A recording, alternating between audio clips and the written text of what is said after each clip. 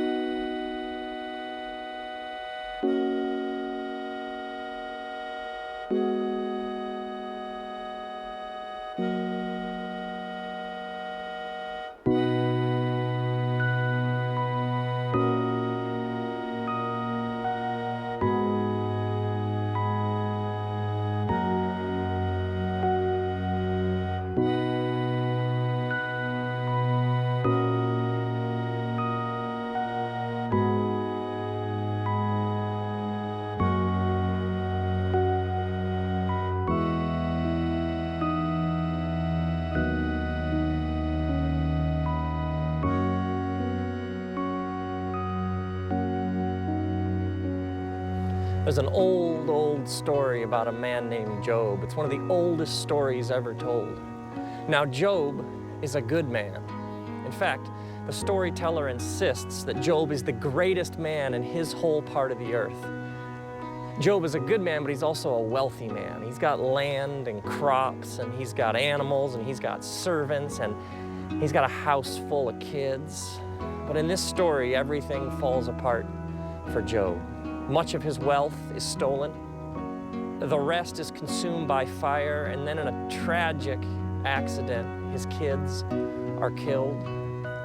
And as if that isn't more agony that one person can bear, he ends up with these painful sores all over his body. So we find him sitting in ashes, mourning his loss. And he's got this broken shard of pottery, and he's scraping his skin just to try and get some relief. And his wife says to him, "Are you still holding on to your integrity? Curse God and die." And then Job's friends come, and they sit with him, and they discuss what's happened. And they each have their opinions about why Job is suffering like this. And so they take turns giving their answers and explanations, because that's what we want, isn't it? When we suffer, we want answers and explanations. We want to know why. Why do bad things happen to good people? I mean, is it just fate or chance or bad luck?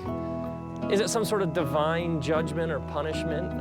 Or are we pawns in some sort of larger cosmic wager? And so they give their answers and explanations, and Job defends himself, and they give their opinions, and Job comes back with his perspective on everything. And so they debate, and they discuss, and they question, and they confront. And then, in the end, when everybody has had their chance to speak, God speaks. God speaks out of the whirlwind. And when God speaks, we find out that God has questions for Job. God asks Job, "Who is this that darkens my counsel with words without knowledge? Brace yourself like a man, and I will question you, and you will answer me. Where were you when I laid the earth's foundation? And tell me if you understand. Who marked off its dimensions? Surely you know. Who stretched a measuring line across it? On what were its footings set, or who laid its cornerstone, while the morning stars sang together and all the angels shouted for joy? Who shut up the sea behind doors when it burst forth from the womb, when I made the cloud its garment and wrapped it in thick darkness, when I fixed limits for it and set its doors and bars in place, when I said to the ocean, 'This far you may come, but no farther. Here is where your proud waves halt.'" Job, have you ever given orders to the morning, or shown the dawn its place, that it might take the earth by the edges and shake the wicked out of it? The earth takes shape like clay under a seal. Its features stand out like those of a garment. The wicked are denied their light. Their upraised arm is broken. Have you ever journeyed to the springs of the sea, or walked in the recesses of the deep? Have the gates of death been shown to you? Have you seen the gates of the shadow of death? Have you comprehended the vast expanses of the earth? Tell me, if you understand, what is the way to the abode of light? Or where does darkness reside? Can you show them to their places? What is the way to their dwellings? I mean, surely you know, for you are already born. You have lived so many years. Where is the place where the snow is stored? Have you seen the storehouses of the hail, which I reserve for times of trouble, for days of war and battle? I mean, where is the place where the lightning is dispersed, or the east winds are scattered over the earth? Who cuts a channel for the torrents of rain, or makes a path for the thunderstorm, that it may water a land with no one in it, a desert where no man lives, to satisfy a desolate wasteland and make it sprout forth with grass? Does the rain have a father? Who fathers the drops of dew? From whose womb comes the ice? Who gives birth to the frost from the heavens, when the waters become hard as stone and the surface of the deep is frozen? Can you bind the beautiful Pleiades?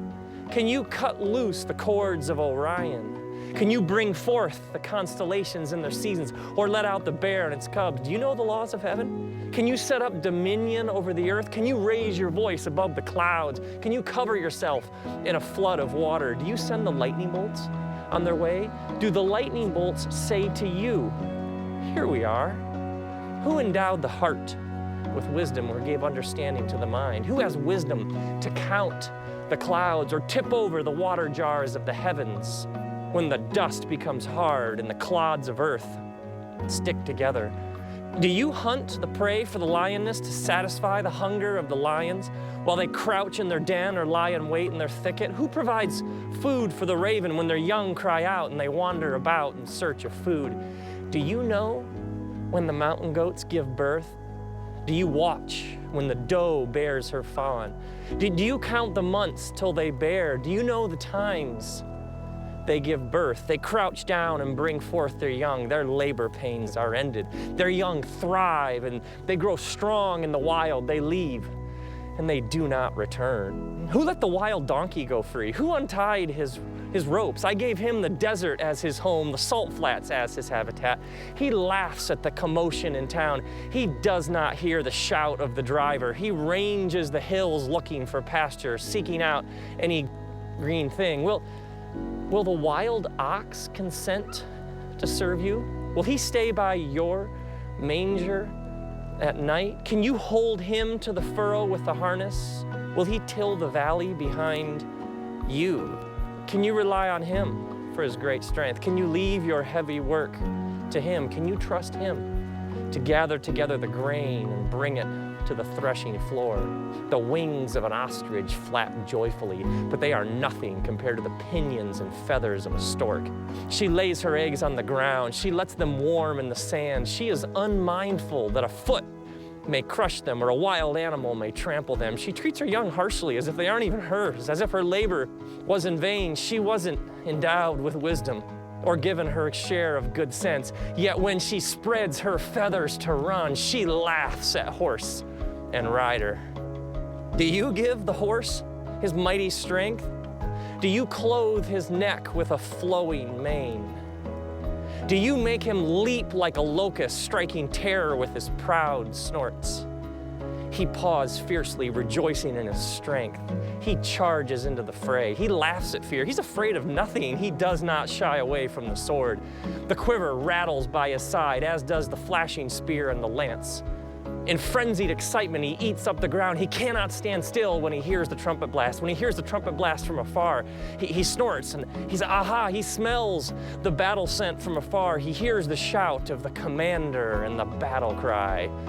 Does the hawk take flight by your wisdom as he spreads his wings to the south? Does the eagle soar by your command as he builds his nest on high? He dwells high on a cliff, stays there at night. The rocky crag is his stronghold. From there, he seeks out his food. His eyes can detect it from afar. His young, they feast on blood, and where the slain are, there he is.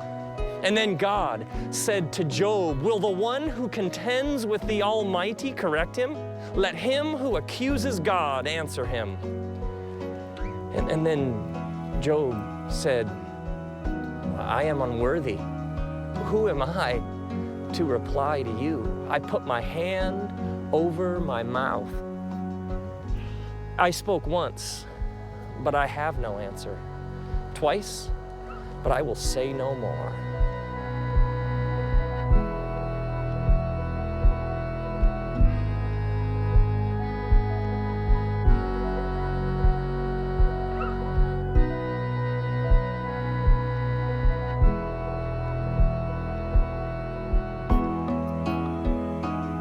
We want answers, don't we? We want explanations. We want to know why we suffer like we do. Could somebody please explain this? And there are times when the only honest, healthy, human thing to possibly do is to shout your question and shake your fist and rage against the heavens and demand an explanation. But true wisdom, the kind we find here with Job, the kind that endures, the kind that sustains a person through suffering, that kind of wisdom knows when to speak and when to be silent. Because your story is not over. The last word has not been spoken. And there may be way more going on here than any of us realize. So may you be released from always having to understand why everything happens the way that it does. May this freedom open you up to all sorts of new perspectives. And may you have the wisdom to know when to say, I spoke once, but now I will say no more.